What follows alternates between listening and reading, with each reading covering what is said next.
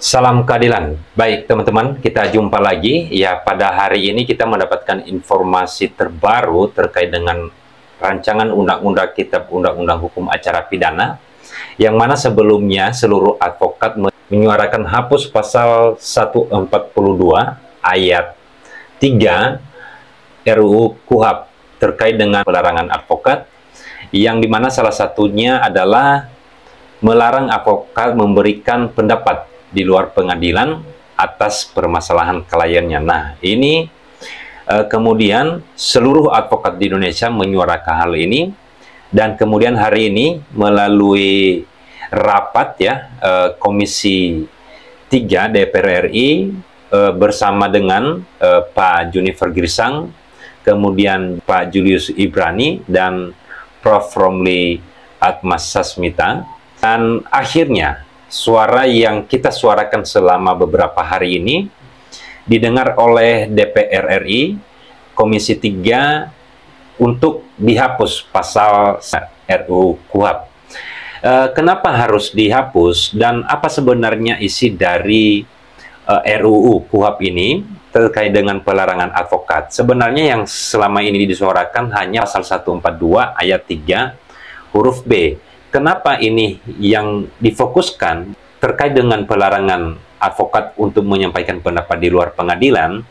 Sama halnya ketika berada di kepolisian, berada di kejaksaan, atau dalam proses penyelidikan, proses penyidikan, dan proses penuntutan, advokat itu tidak bisa menyuarakan hal-hal yang dianggap bahwa harusnya perlu disampaikan, ya, atas permasalahan klien. Nah, dalam pasal 142 ayat 3 ada 3 huruf yang kemudian poin yang dilarang, ya.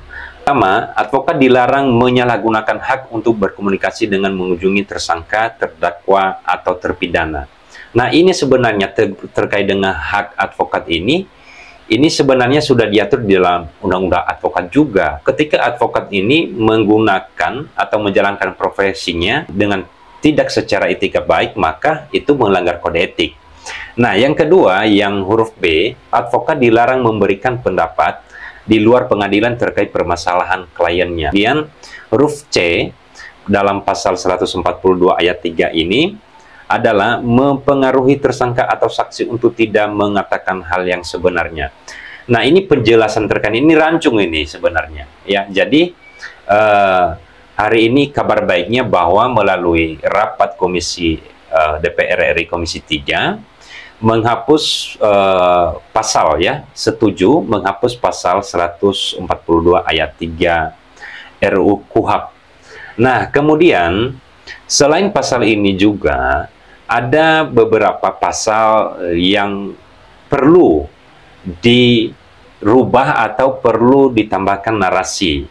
Nah, kalau saya baca rekomendasi dari rapat yang disampaikan oleh Pak Junifer Girsang, Pak Julius Ibrani, dan Prof. Romli Atmasasmita, bahwa pertama, pasal 140 RUU KUHP masukan dari Peradi diterima dan disetujui oleh seluruh fraksi di RDPU. Pasal 140 ditambahkan 1 ayat.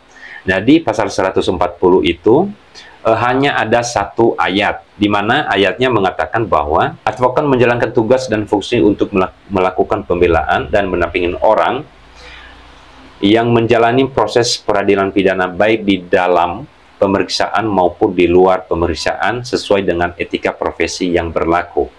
Nah, kemudian ini ditambahkan ayatnya, advokat tidak dapat dituntut baik secara perdata maupun pidana dalam menjalankan tugas profesinya dengan itikat baik untuk kepentingan pembelaan klien baik di dalam maupun di luar pengadilan. Nah, kenapa ini perlu? Ini adalah hak imunitas advokat, sekalipun sudah diatur di dalam Undang-Undang Advokat nomor 18 tahun 2003. Terkadang, bukannya terkadang lagi, sudah banyak rekan-rekan advokat yang menjadi korban, ya, ketika melakukan pembelaan terhadap masyarakat yang pencari keadilan, kemudian advokatnya ditarik juga sebagai orang yang ikut melakukan tindak pidana tersebut. Nah, ini juga hal yang perlu diperhatikan dalam Kitab Undang-Undang Hukum Acara Pidana. Nah, kan kita dengar sebelumnya seperti Pak Prof. Otto mengatakan bahwa Kitab Undang-Undang Hukum Acara Pidana baru ini nanti memperkuat advokat atau memperkuat peran advokat dalam menjalankan profesinya. Jadi diperkuat hak imunitas advokat. Tetapi kalau bunyinya seperti dalam beberapa pasal di dalam RUU KUHP ini justru bukan memperkuat hak imunitas advokat, justru ini melemahkan advokatnya. Jadi pasal 140 ayat 2 yang direkomendasikan oleh Pak Junifer Girsang, kemudian penjelasannya bahwa yang dimaksud dengan itikat baik adalah sikap dan perilaku profesional yang ditunjukkan oleh advokat dalam menjalankan tugas dan pembelaan dan pendampingan hukum dengan kejujuran, integritas yang dinilai berdasarkan kode etik profesi advokat. Jadi harus diingat ya bahwa advokat itu ada kode etiknya. Nah, kan selama ini juga yang terjadi kebanyakan advokat itu main dicomot aja sama penyidik ya. Harusnya itu harus melalui organisasi ya, disampaikan ini melanggar kode, dilaporkan ke dewan etiknya bahwa advokat ini telah melanggar kode etik profesinya. Beberapa saran yang disampaikan ini termasuk terkait dengan pasal penghinaan presiden ya. Kemudian pasal yang paling penting harus diselesaikan dengan restoratif justice. Nah, ini hal-hal yang nanti kita lihat ketika sudah diundangkan Kitab Undang-Undang Hukum Acara Pidana ini. Nah, ada beberapa pasal lain, teman-teman, yang perlu juga kita analisa bersama. Apakah pasal-pasal yang lain itu melemahkan advokat atau justru memperkuat peran advokat ketika dalam proses pidana.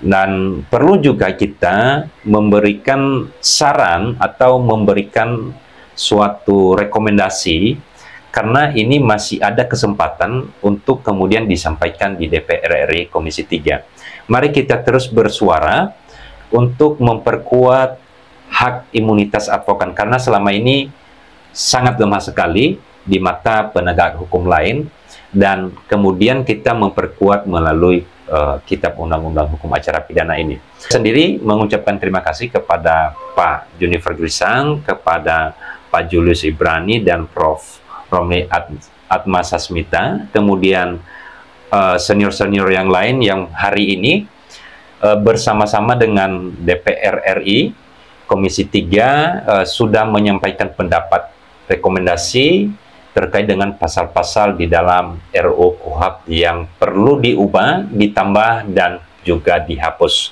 Mari kita kawal, mari kita bersama-sama untuk memperjuangkan hak imunitas sebagai advokat, sebagai pembela atau yang membantu para pencari keadilan atau masyarakat yang memperjuangkan hak-haknya.